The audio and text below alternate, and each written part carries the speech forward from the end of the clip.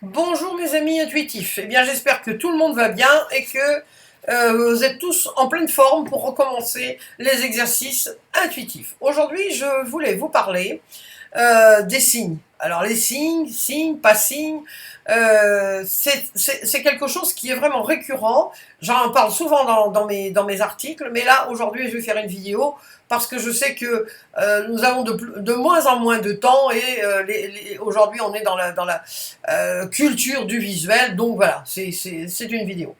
Alors les signes,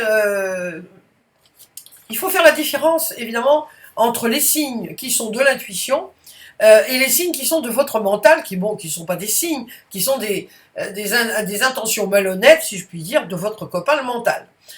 Les signes de l'intuition, ils surgissent comment? Ils surgissent quand vous le demandez de façon tout à fait formelle. Je voudrais savoir si, gna gna gna gna, envoie-moi intuition, mon ange, l'univers, mon guide, enfin qui vous voulez. Hein. Je voudrais avoir une réponse nette, claire, concrète, dite concrète, parce que des fois, ça peut partir dans tous les sens. Donc, je voudrais une réponse concrète sur, par exemple, je vous donne le dernier exemple qui est vraiment, et en plus est assez particulier, parce que ça a été un signe qui m'est venu d'une personne décédée. Donc là, ça devient vraiment encore plus, pas flippant, c'est pas du tout flippant, puisque moi je crois à une vie après la mort. Cela dit, ça devient vraiment extraordinaire. Figurez-vous que mon père est mort, enfin mon père et ma mère sont décédés depuis bientôt 30 ans, à quelques mois d'écart. Maman, je ne l'ai jamais sentie près de moi, pour une raison X ou Y, alors que j'étais très près d'elle. J'étais aussi très très près de mon père. Mais mon père, j'ai toujours senti qu'il était près de moi. Les 2-3 dernières années, il m'a envoyé tout un tas de signes qui étaient absolument incroyables. J'en ai parlé sur mon blog. Et bon, je ne sais pas pourquoi, j'avais lu, bon, j'avais lu, voilà, j'avais lu qu'il ne fallait pas déranger les morts, que ceci, enfin bon, sûrement des balivernes. Et puis j'ai lu un livre là dont je parlais, là, de Jocelyn Morisson et tout ça, et puis d'autres livres par rapport à la vie après la vie, etc., etc. Je me dis, tiens, un jour, je me réveille, je ne sais pas pourquoi d'ailleurs, mais ça me titillait, ça faisait longtemps, je voulais recourir à un médium, bon, je voulais savoir s'il était bien là où il était, enfin là de l'autre côté, hein, de l'autre côté du voile, parce que il n'était pas très croyant, hein, on peut dire même pas croyant du tout, enfin, on n'en parlait pas, hein, on ne parlait pas de ces choses-là, parce que c'est une personne assez froide, hein, et enfin apparemment froide, je dois dire. Enfin bon, on parlait pas de ces choses-là, tout simplement. J'ai 75 ans, donc c'était des générations où on ne parlait pas ni d'intuition, ni d'amour, ni voilà, on ne parlait pas du tout.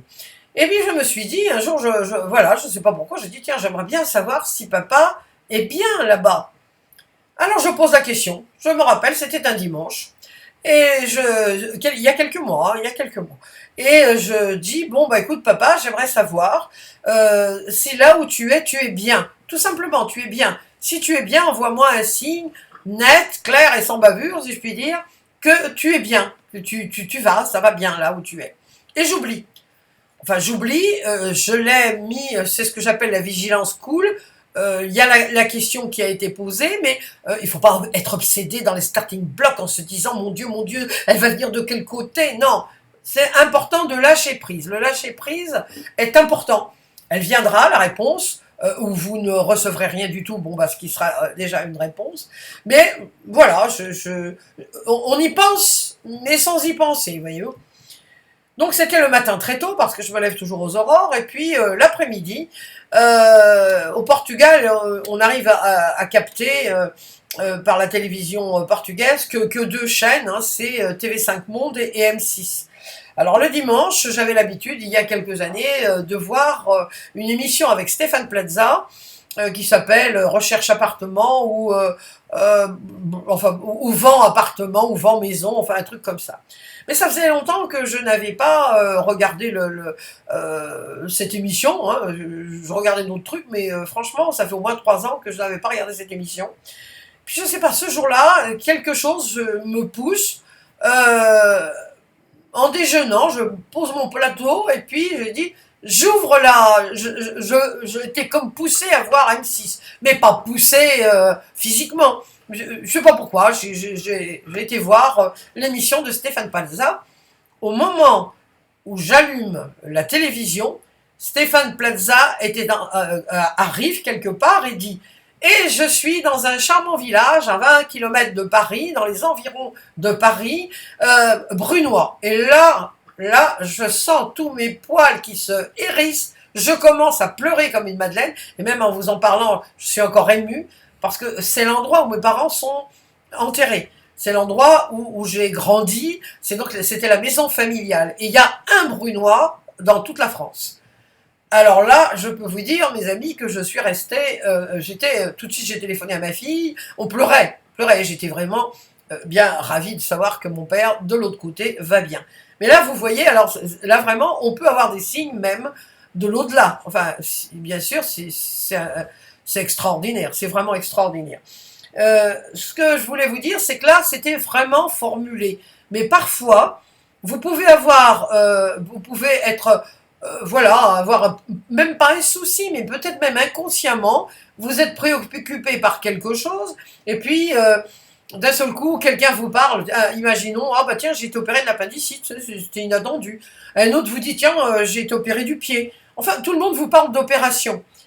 Et là, précisément, vous avez au bout de 2 ou 3 personnes qui vous parlent d'opération, alors que bon, vous n'avez pas formulé cette question.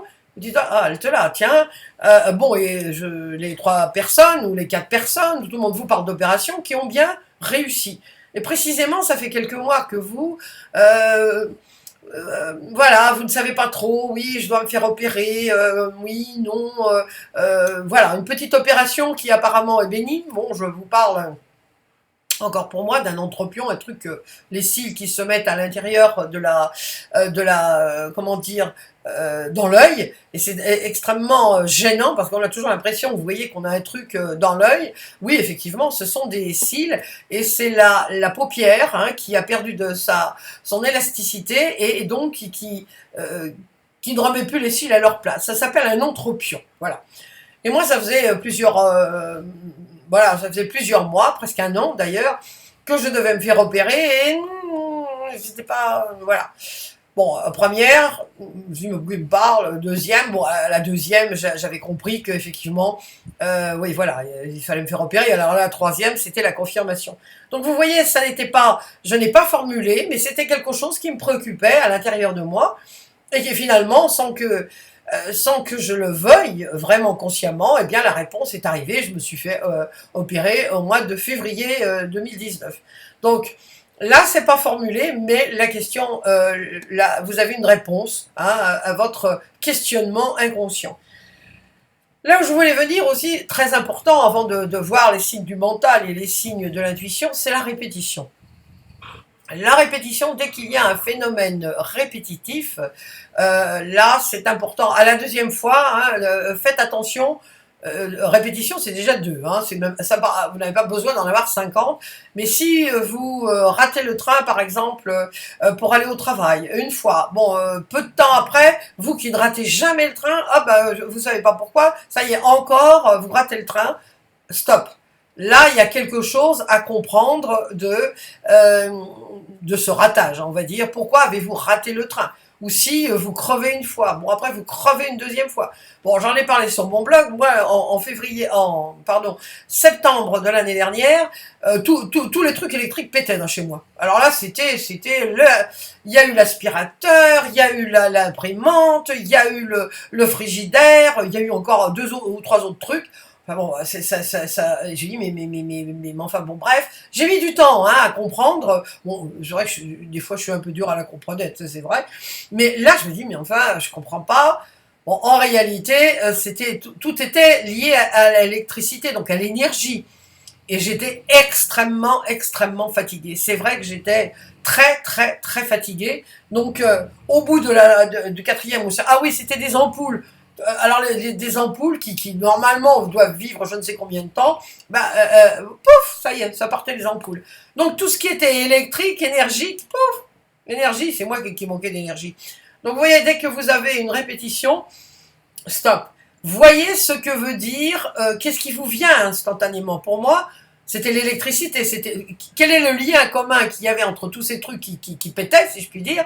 C'était l'électricité, donc l'énergie. Bon, des fois, il faut, voilà, un peu de... Vous voyez, vous creusez un peu la tête, mais dès qu'il y a répétition, je vous dis, halte là.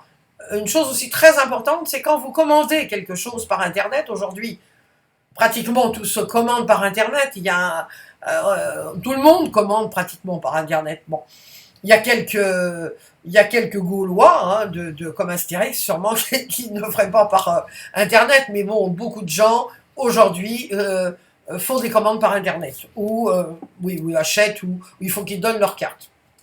Alors, je vous raconte l'histoire, c'est que je devais partir à Bordeaux faire un séminaire avec Aline Peugeot, dont j'ai parlé déjà aussi sur ce blog. Donc, elle faisait son séminaire à Bordeaux. Alors, je prends Lisbonne-Bordeaux, puis pour une raison dont je ne me souviens plus aujourd'hui, ça c'était il y a 3-4 mois, impossible d'avoir le billet de retour, ou alors le billet de retour était mais vraiment exorbitant par rapport à l'aller. Donc j'achète l'aller et j'essaye quand même d'avoir 2 fois d'avoir le retour. Impossible. Tout était bien, ça avait bien marché à l'aller et au retour ça marchait pas. Bon. Je me dis il y a un problème. Bon bah Jung, voilà, il y a un problème. On va savoir pourquoi, parce que rapidement après vous comprenez pourquoi il y avait ce problème. Ça, c'était donc un samedi ou un dimanche, et le mardi ou le mercredi de la semaine d'après, je reçois un mail de l'attaché de presse de ma maison d'édition qui disait que j'avais 2 interviews prévues à quelques jours, mais quelques jours, même pas 2 jours après mon séminaire à Bordeaux.